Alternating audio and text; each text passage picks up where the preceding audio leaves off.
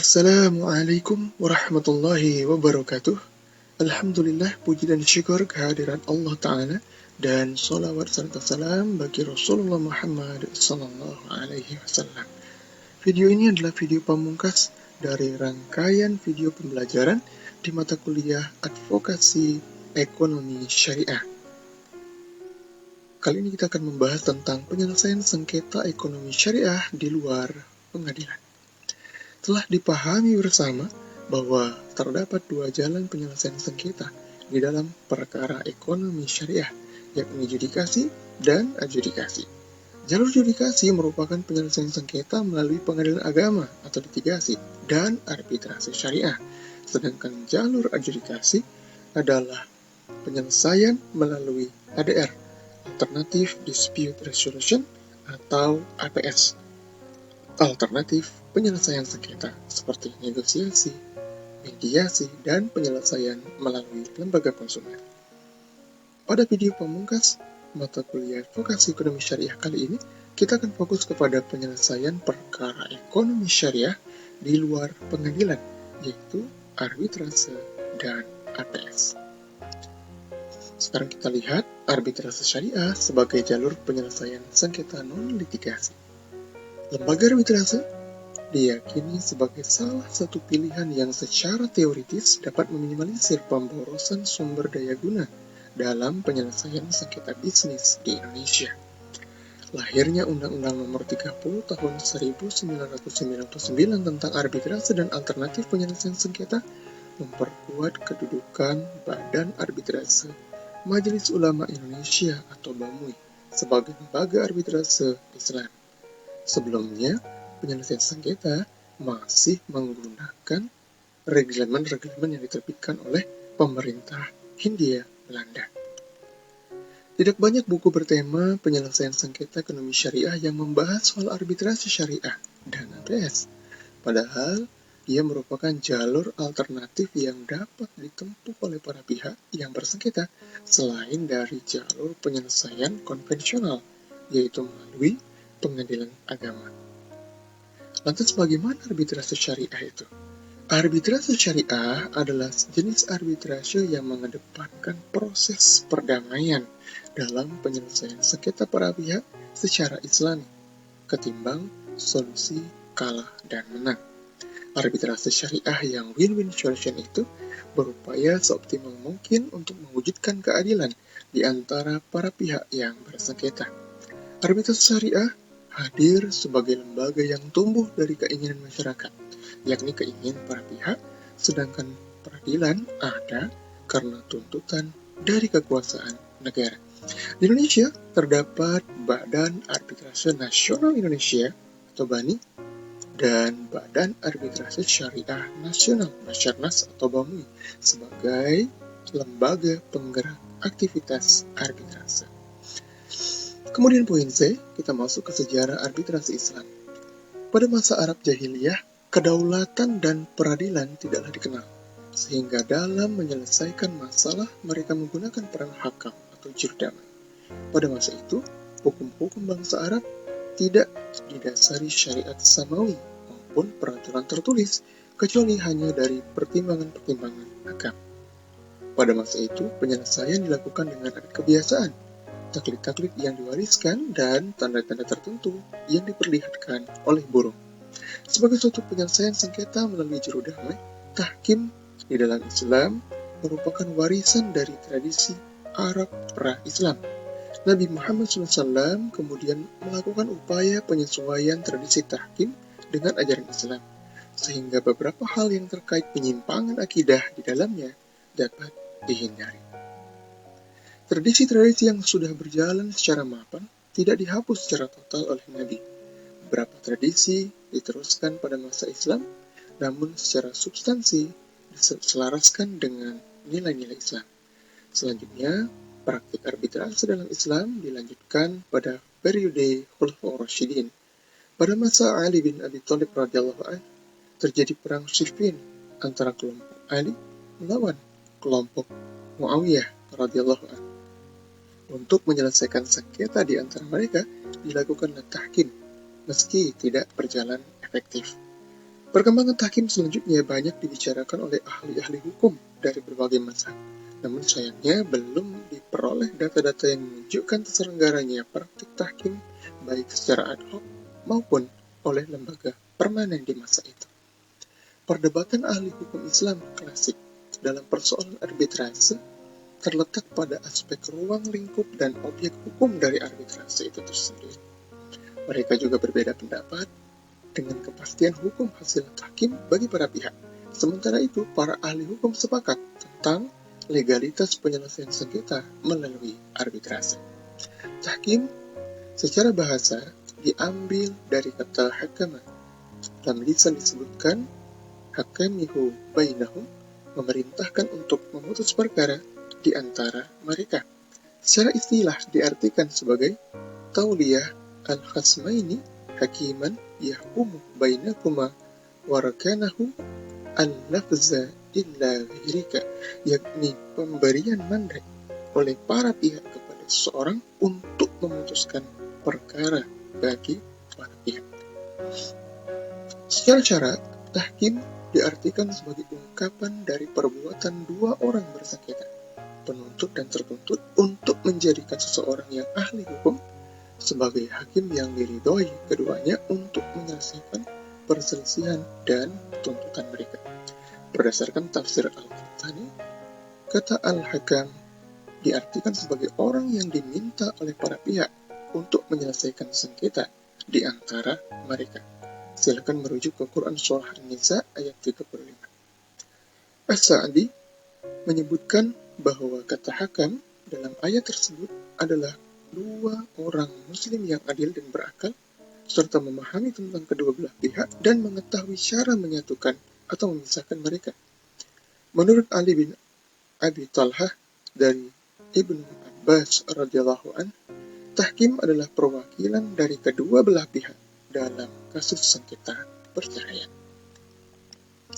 Selanjutnya, kita masuk ke poin D, kekuatan hukum putusan arbitrase syariah. Keputusan arbiter mengikat kedua belah pihak yang berselisih apabila yang pertama dipenuhinya syarat-syarat bagi hakam sebagaimana syarat-syarat seorang qadhi. Syarat hakam yakni balik, berakal, merdeka, cerdas, muslim, adil, tangkas, berilmu, mendengar, melihat, dan pandai berbicara, sehingga dilarang selain dari syarat itu. Yang kedua, kedua belah pihak saling rela atau ikhlas menerima hakam sebagai pemutus perkara mereka. Yang ketiga, putusan hukum hanya terkait dengan kedua belah pihak yang bersengketa. Dan yang keempat, seorang hakam tidak menyelesaikan sengketa yang melibatkan keturunannya, rekan kerjanya, istrinya, dan tidak boleh memutuskan perkara melibatkan musuh duniawinya. Dan yang kelima, tidak memutuskan perkara hudud dan qisas. Ini masih berada dalam perdebatan para ahli hukum. Kemudian yang keenam, tidak adanya qadhi di daerah tersebut. Ini juga debatable. Dalam artian masih berada dalam perdebatan para ahli hukum. Kemudian perbedaan peradilan Islam, qadhi dan arbitrase syariah. Ada beberapa perbedaan. Yang pertama, wilayah kekuasaan qadhi meliputi kekuasaan imam atau wakilnya, sementara kekuasaan arbitrase hanya pada pihak yang bersengketa saja. Yang kedua, wilayah qadha lebih luas daripada wilayah arbitrase. Kemudian yang ketiga, hakim atau qadhi lebih tinggi martabatnya dibandingkan arbiter atau hakam, maka qadhi bisa menilai putusan hakam. Yang keempat, dalam qadhi tidak dipersyaratkan kerelaan para pihak dalam menyelesaikan sengketa dan dapat memaksakan putusannya. Adapun hakam memerlukan kerelaan para pihak dan tidak dapat memaksakan putusan arbitrase yang telah diambil. Perbedaan selanjutnya adalah ruang lingkup hakam itu terbatas pada para pihak yang bersengketa saja, tidak mengikat pihak ketiga, sementara qadhi melingkupi para pihak yang bersengketa dan pihak lain. Dan yang keenam, syarat dan sifat seorang qadhi lebih banyak dari hakam. Dan yang ketujuh, seorang qadhi dapat diberhentikan imam atau wakilnya, adapun hakam hanya dapat diberhentikan oleh para pihak. Kemudian poin F, mediasi sebagai jalur penyelesaian non-litigasi. Mediasi adalah suatu prosedur penengahan di mana seorang bertindak sebagai wasilah atau penjembatan atau penghubung antara para pihak untuk berkomunikasi, sehingga pandangan mereka yang berbeda atas sengketa tersebut dapat dipahami dan mungkin didamaikan. Akan tetapi, tanggung jawab perdamaian tetap berada di tangan para pihak sendiri. Pada hakikatnya, mediasi merupakan sebuah intervensi terhadap proses negosiasi. Pasal 1/7 Peraturan Mahkamah Agung Nomor 1 Tahun 2008 menyebutkan bahwa mediasi merupakan penyelesaian sengketa melalui proses perundingan para pihak dengan dibantu oleh mediator.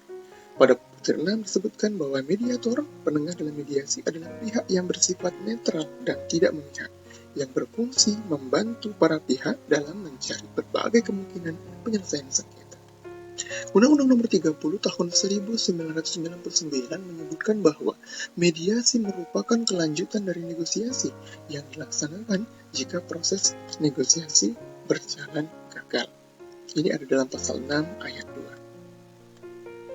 Dalam praktiknya, ada kalanya perkara yang sudah digelar di pengadilan masih terbuka untuk dibawa ke forum negosiasi. Meskipun Undang-Undang Nomor 30 Tahun 1999 menentukan batas waktu total pelaksanaan negosiasi hanya sampai 30 hari saja. Kemudian kita masuk ke poin G, kita akan lihat manfaat dan keunggulan mediasi. Ada beberapa keunggulan mediasi. Yang pertama, mediasi diharapkan dapat menyelesaikan sengketa dengan cepat dan lebih murah ketimbang berperkara di pengadilan. Yang kedua, mediasi akan memfokuskan para pihak pada kepentingan mereka secara nyata, serta kebutuhan emosi dan psikologis. Yang ketiga, mediasi memberi kesempatan para pihak berpartisipasi secara langsung dan informal dalam menyelesaikan sengketa. Yang keempat, mediasi memberi para pihak kemampuan untuk melakukan kontrol terhadap proses dan hasilnya. Yang kelima, mediasi dapat mengubah hasil, berbeda dengan pengadilan dan arbitrase yang sulit diprediksi. Yang keenam, mediasi memberikan hasil yang tahan uji dan akan mampu menciptakan saling pengertian di antara para pihak. Dan yang ketujuh, mediasi mampu menghilangkan konflik atau permusuhan yang hampir selalu mengiringi putusan bersifat memaksa. Dan yang kedelapan, mediasi mampu mengatasi perbedaan dalam posisi tawar-menawar dari para pihak yang bersengketa. Ini 8 manfaat atau keunggulan mediasi. Di dalam proses mediasi sering dijumpai perbedaan kekuatan dari masing-masing pihak. Misalnya dalam bidang posisi sengketa, ada yang lebih kuat, ada yang lebih lemah. Ada perbedaan ekonomi, ada perbedaan hubungan mitra dan lain sebagainya. Perbedaan kekuatan masing-masing pihak ini dapat diatasi dengan cara yang pertama, menyediakan sebuah suasana yang tidak mengancam bagi pihak yang rendah.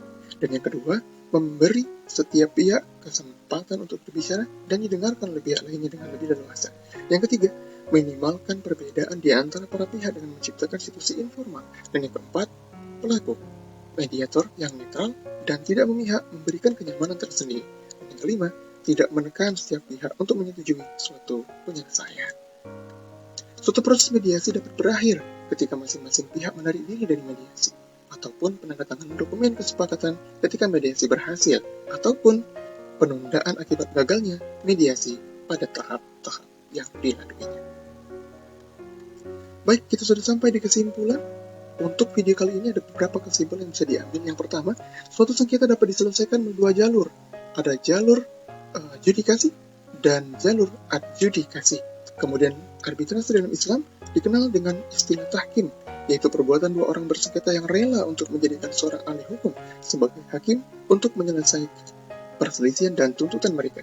Dan yang ketiga, mediasi adalah suatu prosedur penengahan di mana seseorang bertindak sebagai wasilah, penjembatan antara para pihak untuk berkomunikasi sehingga pandangan mereka yang berbeda atas sengketa tersebut dapat dipahami dan mungkin didamaikan. Baiklah sahabat kampus semuanya, inilah kesimpulan terakhir pada video pamungkas kita kali ini. Mudah-mudahan apa yang disampaikan di sepanjang video dan seluruh rentetan video yang sudah disampaikan bermanfaat untuk kita semua. Mudah-mudahan Allah meridhoinya. Mohon maaf atas segala penyampaian yang kurang tepat dalam seluruh rangkaian video yang sudah disampaikan. Insya Allah kita berjumpa di lain kesempatan dan di video selanjutnya. Wabillahi taufiq wal hidayah. Assalamualaikum warahmatullahi wabarakatuh.